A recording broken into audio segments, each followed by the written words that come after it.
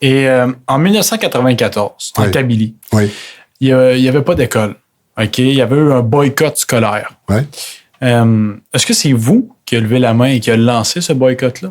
C'était moi le responsable principal du boycott. Okay. C'est moi qui en ai eu l'idée, c'est moi qui l'ai maturé, c'est moi qui l'ai structuré, et c'est moi qui l'avais mené, jusqu'à ce que mon parti me fasse un coup d'État, et ça s'est terminé sans ma responsabilité.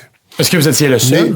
Mais disons que de toutes les luttes menées par les Kabyles depuis 1963 jusqu'au boycott scolaire, c'est le seul qui avait du résultat, puisqu'au bout, il y a une reconnaissance de l'identité berbère et début d'enseignement du berbère.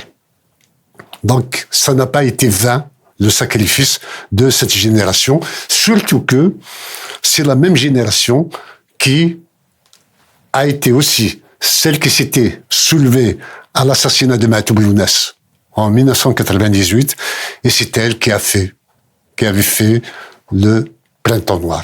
C'est cette même jeunesse du boycott qui a fait le Printemps noir. Mais le boycott scolaire, est-ce que c'est uniquement vous? C'est vous qui avez appelé ce boycott-là? C'est moi qui ai appelé à ce boycott, et c'est moi qui avais structuré toute l'organisation du boycott. D'accord. Et est-ce que c'est vrai que vos enfants, à ce moment-là, auraient été en France, à l'école? Ça, c'était de la propagande de mes adversaires. Donc, c'était pas vrai? Attendez. Oh! Ce sont ceux qui disent que mes enfants n'ont pas été au boycott, que mes enfants ont été emmenés en France, qui ont emmené leurs enfants à Alger pour être enseignés, en sortant de la Kabylie. Tandis que, pour moi, il y avait mon fils, aîné, Amziane, pour lequel j'ai reçu des menaces de mort. Je lui ai demandé d'aller en France. Il n'a pas été continué des études. C'était trop tard pour qu'il s'inscrive aux études. C'était déjà, l'année universitaire était partie, et lui, il venait d'obtenir son bac, et il fallait s'inscrire pour l'université, il fallait attendre au moins une année. Mm-hmm. Mais une fois que j'ai senti qu'il y avait, de par les problèmes entre moi et la direction du parti, à cause de ce boycott notamment, la ceinture de sécurité autour de moi s'était fissurée.